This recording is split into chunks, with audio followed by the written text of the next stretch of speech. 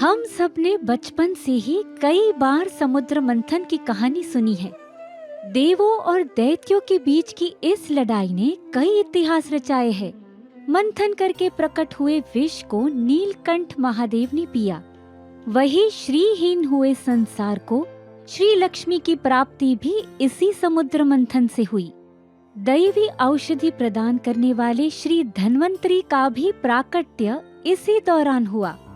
इन सभी के बीच दो ऐसी रहस्यमयी घटनाएं भी घटी जो शायद ही किसी ने सुनी हो। आइए जानते हैं कि ऐसा क्या हुआ और क्यों।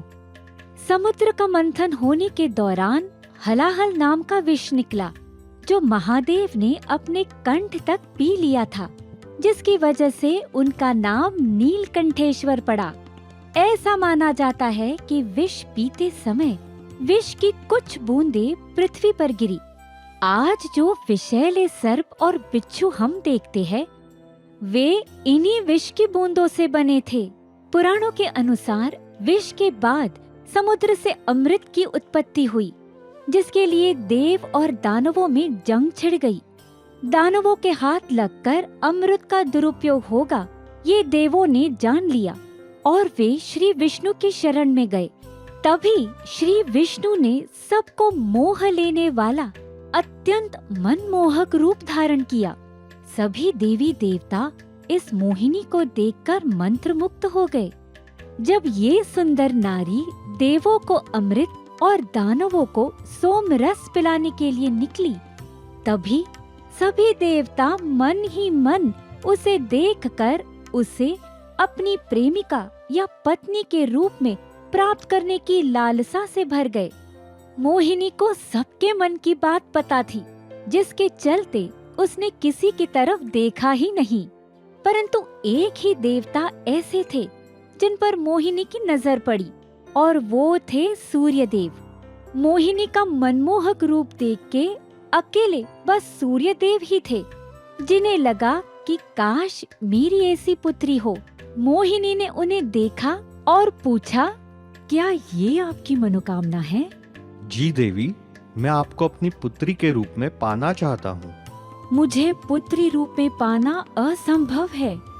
इसे संभव करने के लिए आपको तप करना होगा। मैं आज से ही तप करूँगा देवी। अगर आप ये करने में सफल रहे तो मेरा वचन है कि आपकी पुत्री का स्वरूप इस मोहिनी को भी मोहने वाला होगा। समुद्र मंथन की इस घटना के बाद सूर्यदेव ने राजा के रूप में अवतार लिया। उन्होंने कठिन तपस्या की, परंतु प्रभु ने अवतार नहीं लिया। इस बात से दुखी होकर उन्होंने ब्रह्मा जी को प्रकट करने के लिए तप प्रारंभ किया। ब्रह्मा जी प्रसन्न होकर प्रकट हुए और बोले, मैं तुम्हारे तप से प्रसन्न हूँ, जो वर मांगना है मांगो। श्री विष्णु ने मुझे दिया हुआ वचन अभी तक पूरा नहीं किया। क्या आप उन्हें ये संदेश दे सकते हैं कि उनका भक्त उनकी प्रतीक्षा कर रहा है? तथास्तु। ये कहकर ब्रह्मा जी वैकुंठ पहुँचे और बोले, भगवान, सूर्यदेव आपके वचन पूर्ति के लिए तप कर रहे हैं, कई वर्षों से प्रतीक्षा कर रहे हैं। मैं जानता हूँ ब्रह्मदेव, मेरे कृष्ण अवतार का समय भी निकट है, पर उस अवतार के पिता तो वसुदेव और नंद होने वाले हैं। ऐसे में मैं और एक रूप कैसे धारण करूं, इसकी योजना बना रहा हूं।